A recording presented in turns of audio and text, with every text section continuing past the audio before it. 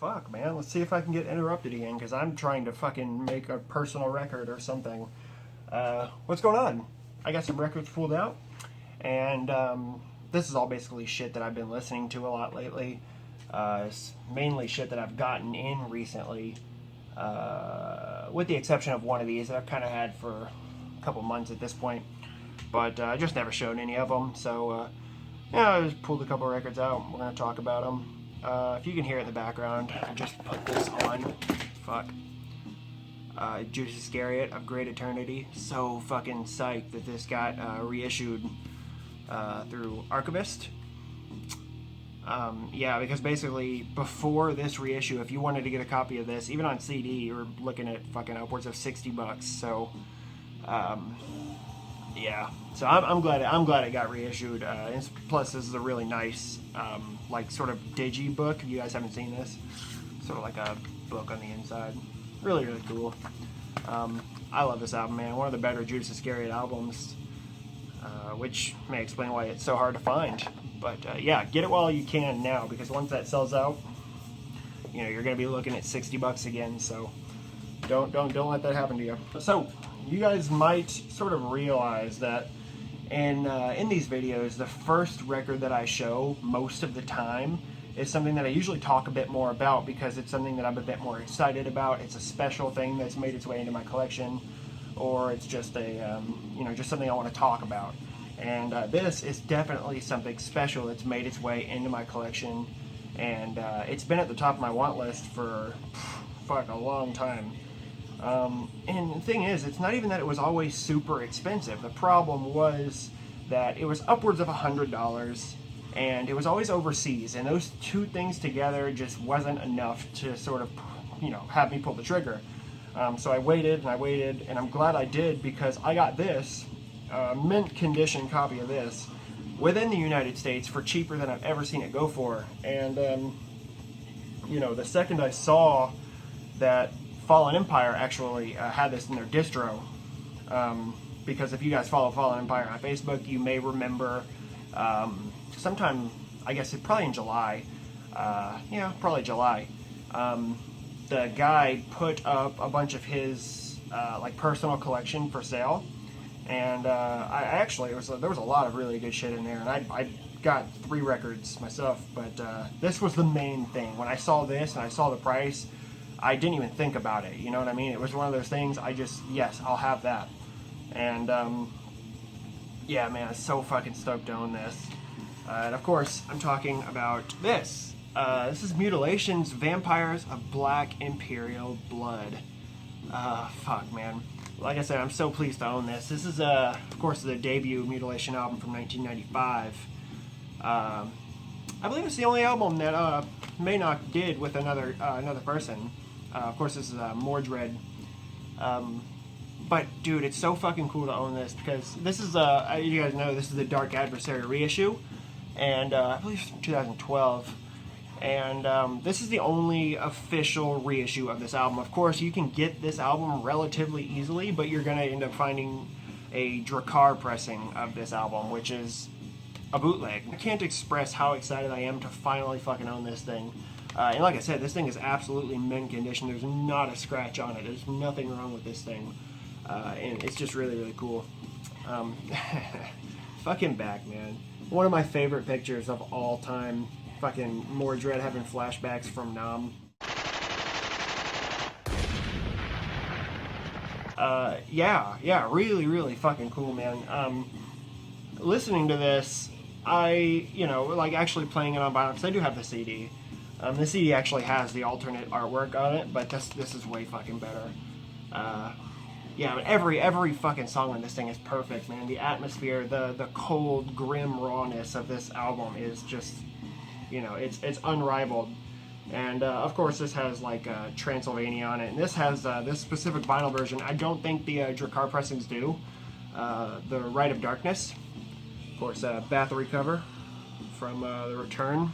Yeah, fucking fantastic, man. I love this album. Remains of a Ruined Dead Curse Soul is still my favorite, but this album is it's right up there.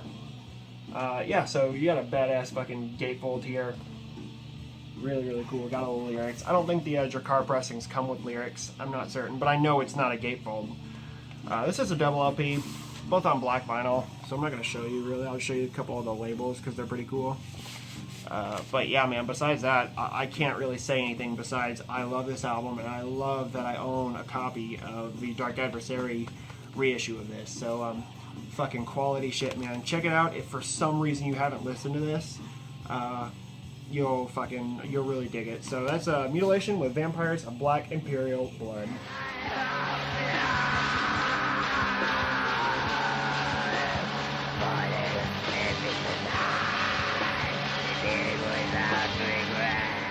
Alright,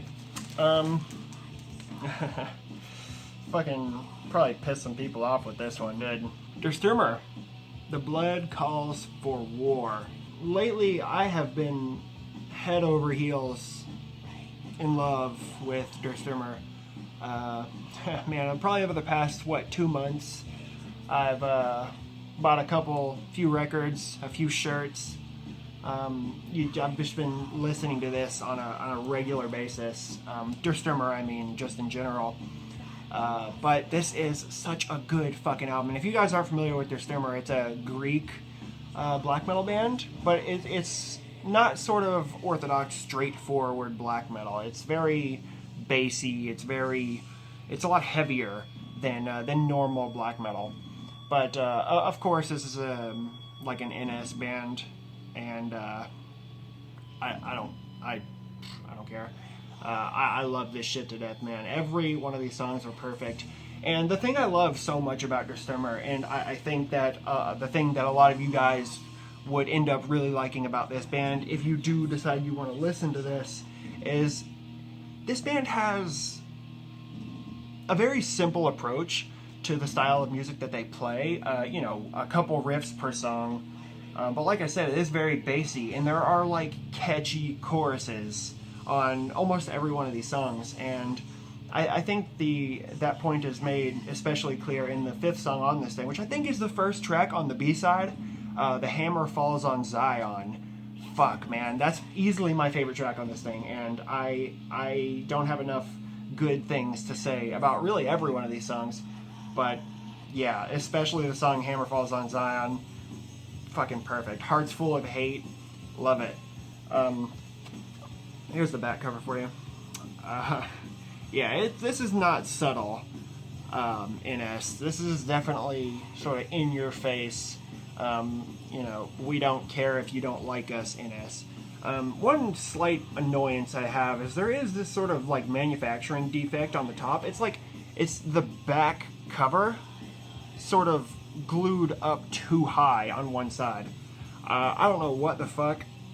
I don't know how they managed that, but yeah, this thing's not in perfect condition. I did get this from Nuclear War Now on the sale that they had, and I believe that this was actually not on sale, even though they were having their big sale, and I think they still are. But yeah, this actually wasn't on sale, and I think it was like $20, and it's only $20, but to get that, I was more than a little bit annoyed. But yeah, either way, man, this album is fantastic. So just comes with just a print on our sleeve here, just the lyrics, and you got this fucking picture on the back here. It's pretty cool. Yeah. Obviously, if you're easily offended, if you're down with that PC bullshit, there are racial slurs in a few of these songs on the back here.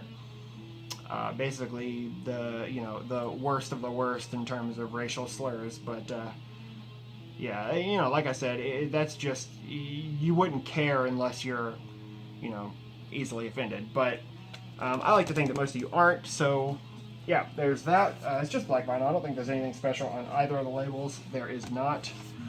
So yeah, like I said, catchy, anthemic, sort of heavy black metal with like these growly, yelled vocals, and just a good time all around. So check it out if this shit doesn't bother you. Sturmer, The Blood Calls for War. He is always nothing at all. The harmony of society. Alright, got a 2016 release here for you. And one of the better 2016 releases to come out of Finland this year. And yeah, fucking this is awesome. Hate Spirit, Blood and Poetry. I got this at the same time I bought that Candelabrum record, and you can... it's another one of these fucking Altair fold-over covers. I don't know why you would choose this as your fucking jacket, but whatever, man. So the thing I love so much about this specific album is it sounds like Finnish black metal. You listen to this without knowing these guys are from Finland, you would know it was Finnish black metal. I don't know how, I don't know what makes it that way, but I know that that is true, at least for me. So yeah, I love this fucking album, man. It's so good. The riffs are so fucking good. The vocals are sort of reminiscent of something for me, and I can't remember what it was. I was fucking sitting there and I was listening to this for this video, trying to remember what these vocals remind me of, but I just can't.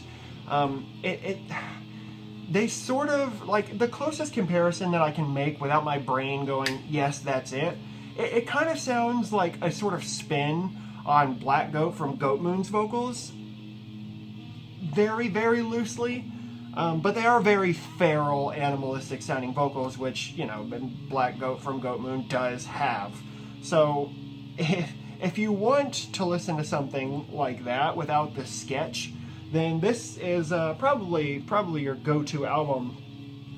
This is the only thing this band has done, from what I can find online.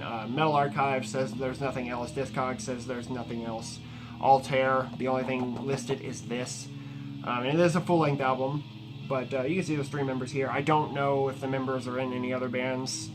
I have no idea. Quite a few songs in this thing, really, for a black metal album, but they're pretty short songs each. But the song The Wolfish Hunger and what's the other one called? Silvery Howls. Those two songs are fucking awesome. Probably my favorites on this album. But yeah, man, no fucking negative things to say besides just the lazy packaging. But this does come with a small lyric sheet here, which at least they included that. Like I said, it's just the lyrics and a picture of a forest on that side. If you remember what that Candelabrum labels look like, this is basically that. It's literally fucking like cut out paper glued to the fucking label. Just black vinyl. I don't remember. Discogs says, much like the Candelabrum one, that this is limited to like, I don't know, I think they said 141 copies or some shit, and that they're all hand numbered. Mine is certainly not hand numbered, so the same thing went with the Candelabrum one, so I don't know if the hand numbered ones are specific to Europe or something. I have no idea. It's really good, riffy, fucking good atmosphere black metal. And I think every one of you guys would probably really, really love this if you get a chance. So check it out. That's Hate Spirit with Blood and Poetry.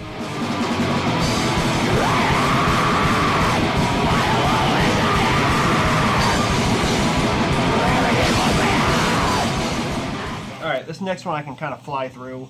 It's not really much to show. I just had it out. I was listening to it, and I figured, fuck it, I'll show it. This is Magua with Groa. This is the first Magua album from 2008, I think, and fuck, man, it's a Magua album. You know what I mean? It's that good mid-paced black metal. You know, there's not a whole lot to say. You know, everybody has heard this. Everyone probably owns this, especially being that Northern Heritage just reissued this year. And much like a lot of the Northern Heritage reissues, the lyrics are on the back cover, which is weird, but I don't care. Really, really simple black labels, black vinyl, no limitation.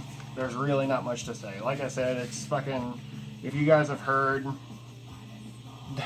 a sort of second wave style of black metal, and you haven't heard Groa, then you're not really missing out. It's good, like I said, good, cold, mid-paced black metal. I don't really know what else to say. Like I said, you guys probably all listen to this, but if you haven't, definitely check it out. It's not my favorite Magua album. With Hearts Towards None is still my favorite, but this is really, really good nonetheless. So check it out if you haven't listened to it. It's Magua, Groa.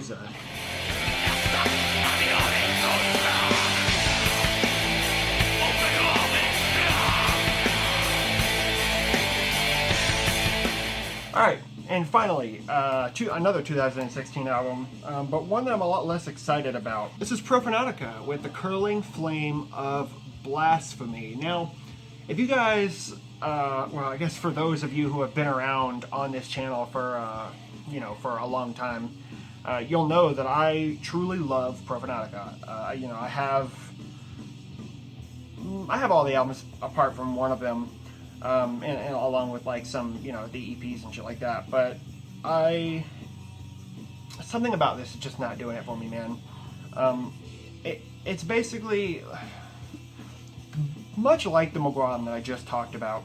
It's a Prootica album. You know what I mean? You know what you're getting when you listen to this. The problem with this, and that Groa doesn't have, is this is not interesting.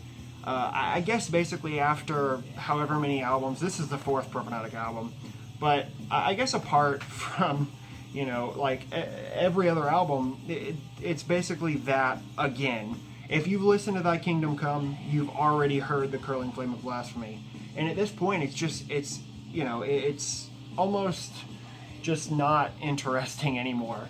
I am glad I own this because it is really, really nice quality, and I do like Prootica, like I said, but I really, really wish that this band took a different route, because this is just, like I said, it's just another Prootica album. Yeah, I played it once. I might play it again, but after that, this will honestly probably collect dust. And I don't mean to sound harsh, but, it's just, I just wish that this was distinctive in any way, you know what I mean? But check it out, the fucking gatefold is so badass. That's really, really fucking cool. I've had a few people tell me, and I've seen in a couple places, that John Gelso is actually no longer in the band, and, he was half the musical input to this band. Of course, he was the guitarist and the bassist. So I'm actually more curious to hear the next Prootica album, because, maybe whoever Ledney finds to replace him, maybe, he'll have some sort of influence that changes it up just a bit. But I did get the colored vinyl variant, which does look really nice, man. The packaging and the presentation on this is fantastic. I just wish I could say the same about the music. Don't get me wrong, it's not bad. Thing is, it's just not memorable, not at all. It's that same ugly, dizzying, riffy fucking style of like death black metal. I don't know, man. It's just, I'm not feeling it right now. Like I said, I'll give this another shot, but we'll see. So if you haven't listened to it, and you've heard any other Prootica album, you're good. The Curling Flame of Blasphemy.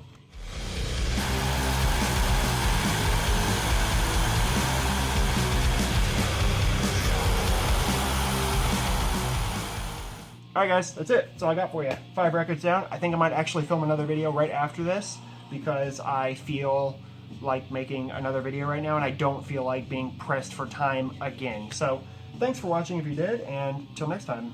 And the moon is red, and the sun is fire,